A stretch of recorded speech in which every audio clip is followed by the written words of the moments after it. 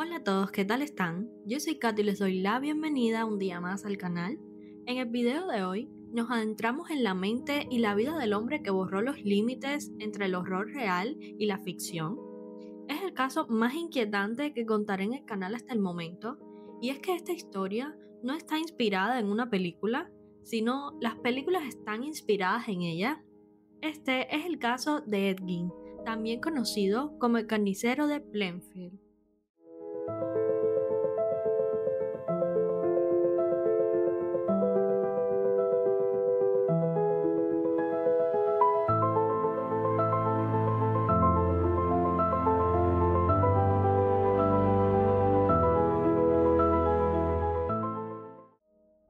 Edward Theodore King nació el 27 de agosto de 1906 en el condado rural La Crosse, que queda ubicado en Wisconsin.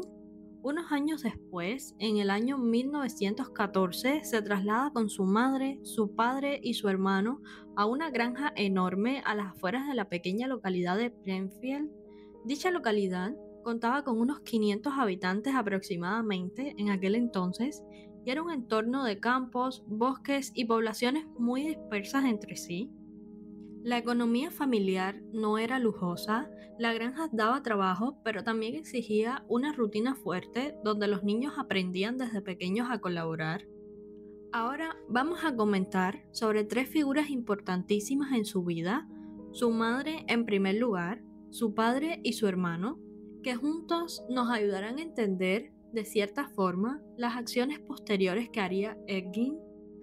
Primero hablemos de su madre, la figura central de esa casa, la cual se llamaba Augusta.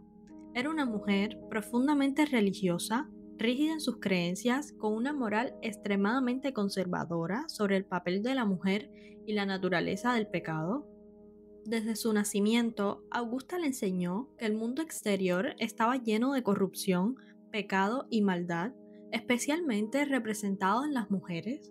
Decía que las mujeres, salvo ella misma, eran instrumentos del diablo y portadoras de tentación y destrucción. Tenía una forma muy peculiar de ejercer su autoridad. No mostraba afecto físico ni ternura, no abrazaba, no elogiaba, no validaba los logros de sus hijos. En cambio, los reprendía constantemente, especialmente cuando cometían errores o expresaban sus emociones. Esa carencia afectiva, combinada con el adoctrinamiento religioso, dejó a Ed Gein con una experiencia emocional extrema.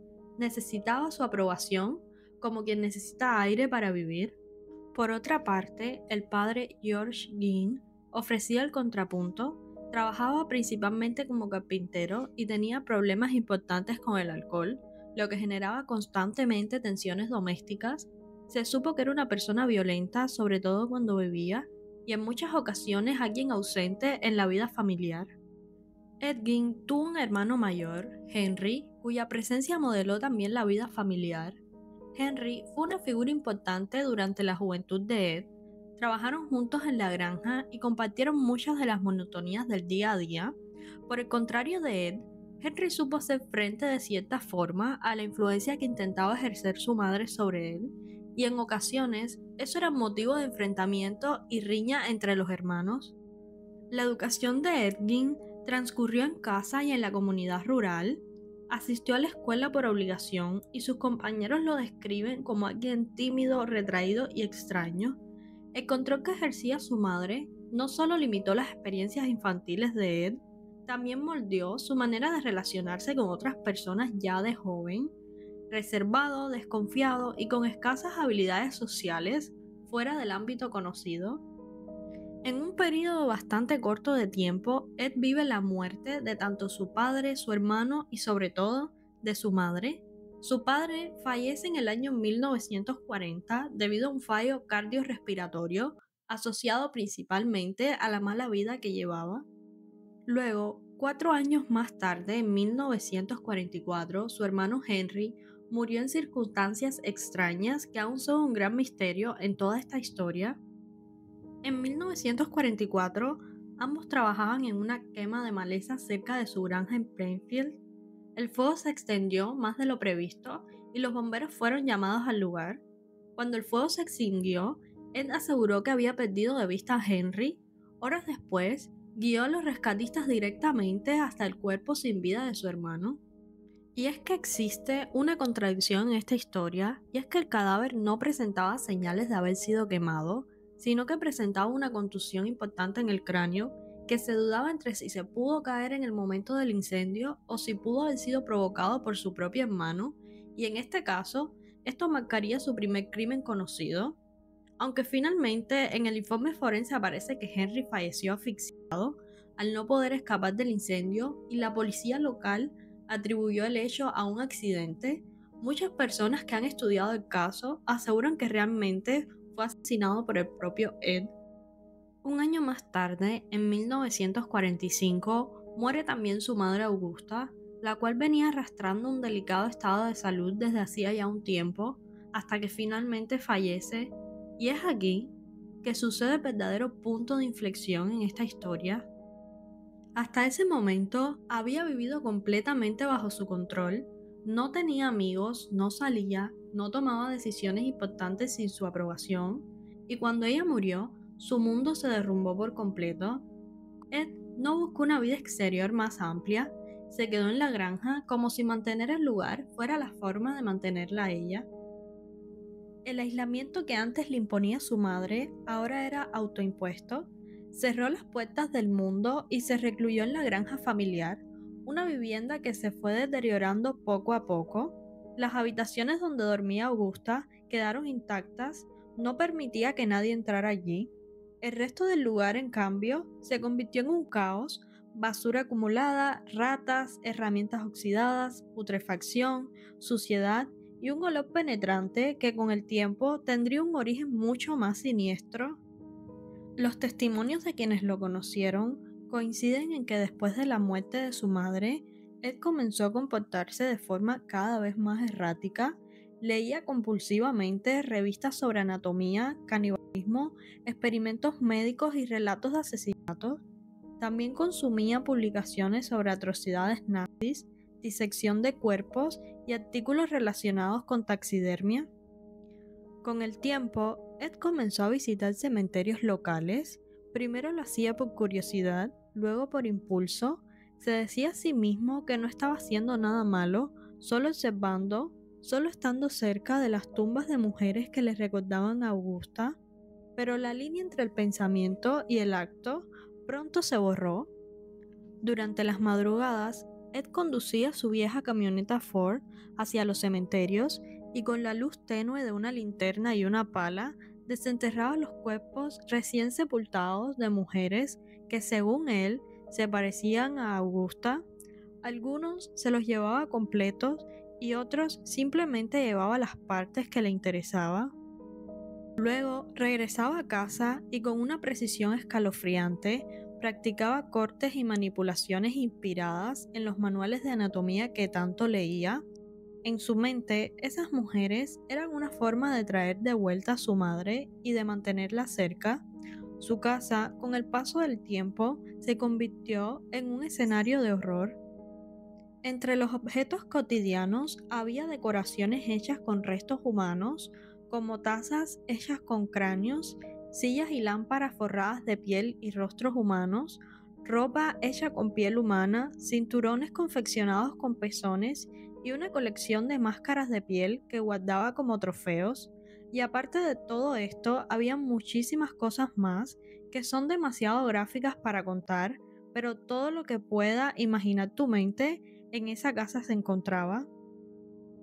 Nadie sospechaba que en realidad el autor de una serie de profanaciones que llevaban años desconcertando a las autoridades locales era él.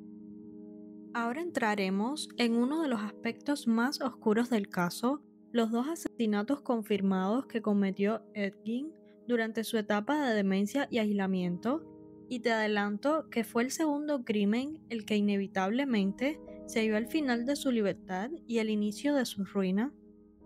La primera víctima confirmada fue Mary Hogan, una mujer que tenía poco más de 50 años de edad, divorciada, que era dueña de una pequeña taberna ubicada en el centro de Plainfield. Su desaparición ocurrió el 8 de diciembre de 1954. Mary era una alemana inmigrante conocida por su carácter extrovertido y su lenguaje fuerte, algo que no encajaba del todo con el ambiente conservador del pueblo. Pese a esto, era una figura popular entre los vecinos que solían frecuentar su local. Edgin la secuestra y posteriormente comete lo que conocemos como su primer asesinato. El caso quedó sin resolver durante 3 largos años, hasta que en 1957 la vendedora local Bernice Worden desapareció de su ferretería. Su hijo, que se llamaba Frank Worden, quien también era ayudante del sheriff, fue el primero en notar algo extraño. Al llegar a la tienda, encontró la puerta principal abierta, rastros de sangre en el suelo y la caja registradora no estaba. En el libro de ventas, la última transacción estaba firmada con un nombre que a todos les resultaba familiar: Edgin. Esa misma noche, los agentes decidieron visitar su granja en búsqueda de pistas. Cuando los oficiales abrieron la puerta con sus linternas, lo que encontraron allí los dejó totalmente paralizados. Colgada boca abajo de una viga se encontraba el cuerpo de Bernice Worden. Había sido decapitada, eviscerada y colgada como si fuera el cuerpo de un animal recién cazado. Su torso había sido abierto con precisión quirúrgica y su interior vaciado por completo, pero el horror no terminó ahí. Dentro de la casa, los investigadores se toparon con una escena muy perturbadora, y es que descubrieron todo lo que Edgin había estado haciendo por años y años con total impunidad, cosa que ya te relaté anteriormente. Tras el espeluznante hallazgo en su granja, Edgin fue arrestado esa misma noche, el 16 de noviembre de 1957, y cuando lo esposaron apenas mostró sorpresa.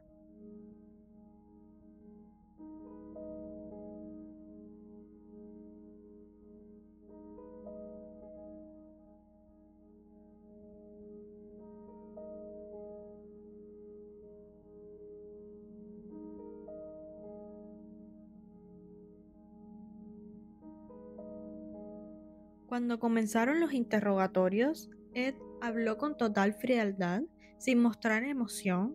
Admitió haber profanado tumbas de mujeres que le recordaban a su madre y confesó que con sus restos había creado diversos objetos y recuerdos personales. Cuando le preguntaron por los asesinatos, reconoció haber matado a Mary Hogan, desaparecida en 1954, y a Bernice Worden, cuyo cuerpo fue hallado en su casa.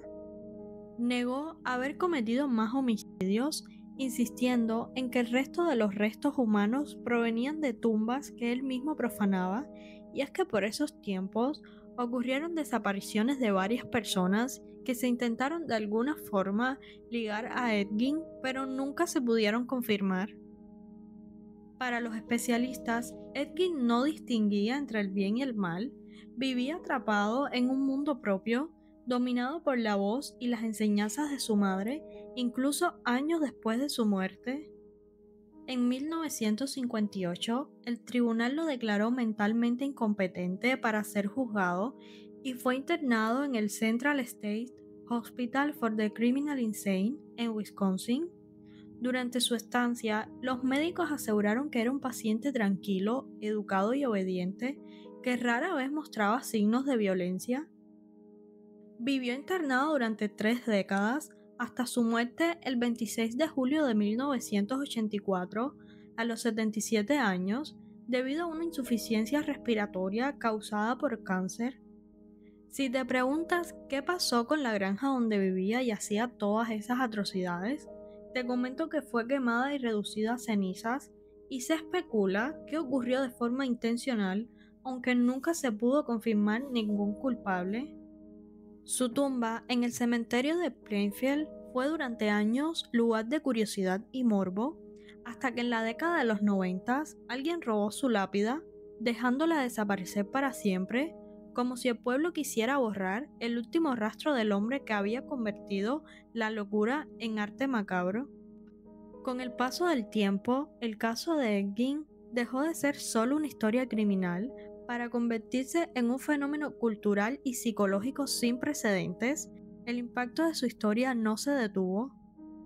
En la década de 1960, su nombre inspiró a Robert Bloch para crear al inolvidable personaje de Norman Bates en la novela Psicosis, que años más tarde se llevaría al cine.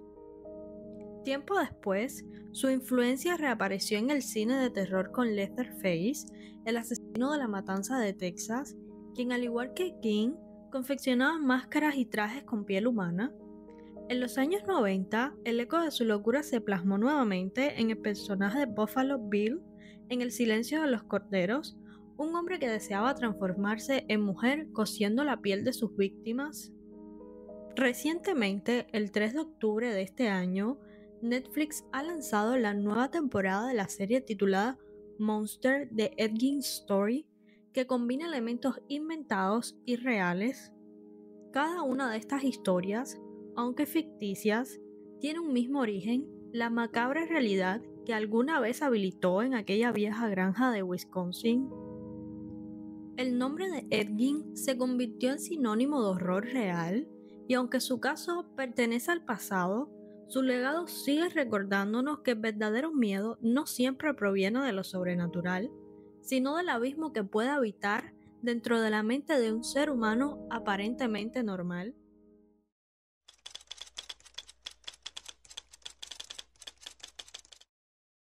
Gracias por acompañarme hasta el final de este video. Si este tipo de historias te intrigan y quieres que investiguemos otro caso real con la misma profundidad, déjamelo saber en los comentarios. Cuéntame qué te ha parecido, qué parte te impactó más y si conocías la historia completa de Edging. No olvides dejar tu like, suscribirte al canal y activar la campanita para no perderte el próximo caso. Nos vemos en el siguiente episodio, donde seguiremos explorando los misterios más inquietantes y los crímenes que marcaron la historia.